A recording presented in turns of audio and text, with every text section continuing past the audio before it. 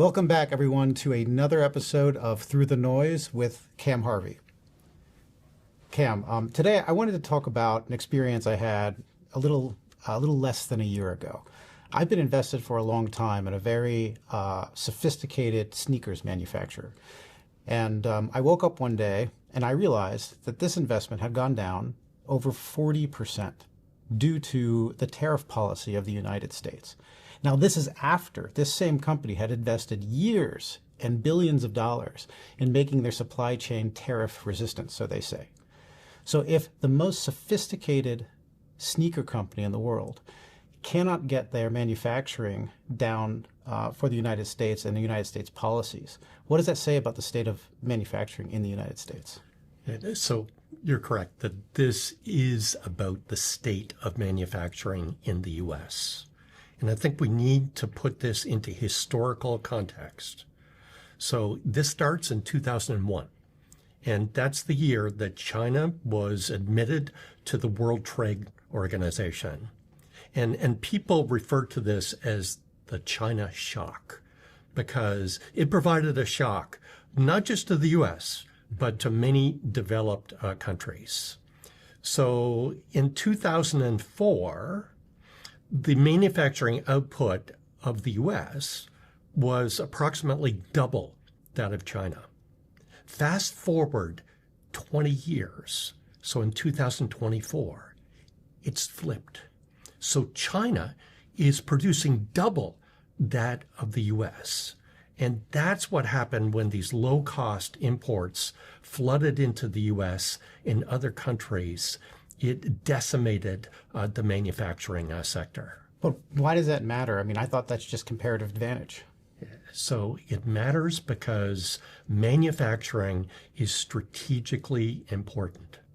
So think of military conflicts. And historically, military conflicts have been won mainly with technology. And we don't need to go back to like aircraft manufacturing in World War II. We're seeing this play out in real time in Ukraine in terms of drone production and deployment. So you need to have some ability to produce equipment both to fight a war and to deter a war. And we know that China has got leverage because 98% of rare earth materials are sourced in China right now. U.S. does not like that. So the U.S. wants to do something about that. That's a strategic weakness. Mm-hmm. But what's less known is the deficiencies in other areas. So, for example, strategically important aluminum. So I'll put to you, what share of aluminum production do you think China's got right now? I don't know, 50-ish%. Yeah, that's close. At 60. So 60% of aluminum is produced in China. So what about the U.S. share? What do you? 20-25%. Yeah, it's what most people think. No, it's less than 1%.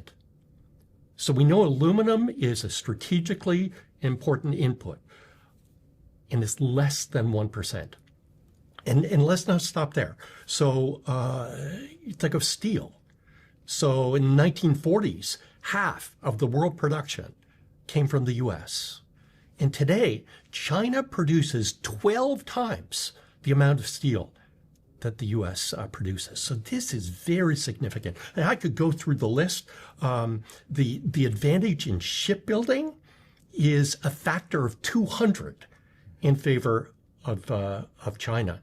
So manufacturing is strategically important. So you can't just invoke the theory of comparative advantage. You need to look at a bigger picture in terms of strategic framework and how important that is for the U.S. going forward. But we started off with, this is about tariffs. I mean, this is the thing that's causing this. And that's just a tax. So what does it have to do with? Tariffs are a tax. So I think that all economists would agree on this. And actually, economists don't agree on a lot of stuff unanimously, but tariffs are a tax. And nobody likes taxes. However, you could view that tax as part of an insurance policy. So nobody likes paying insurance premiums either.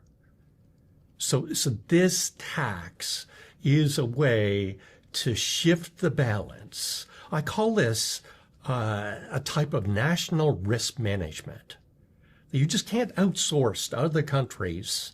And then if you get into a conflict with them, they've got leverage over you. So this is a way, and maybe it's a blunt instrument, but it is a way to turn the tide. But what we're experiencing is the Trump tariffs impact all goods coming from basically all countries, allies and enemies alike.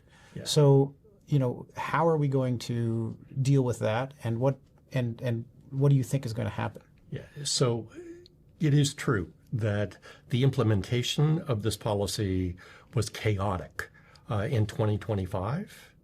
And what I think will happen in 2026 is a much more refined policy that strategically focuses on the key industries that are important for national risk management.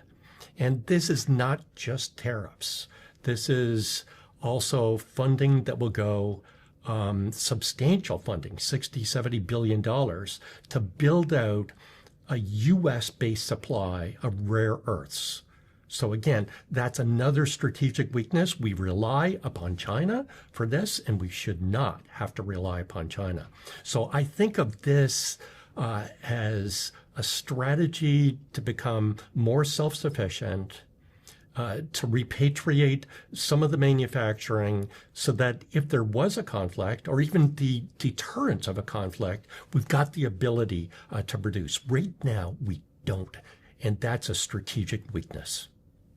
Well, thanks so much, Cam. Those are some really great insights that I really hadn't thought about in terms of taxes and tariffs and our comparative and competitive advantages here in the United States. Thank you.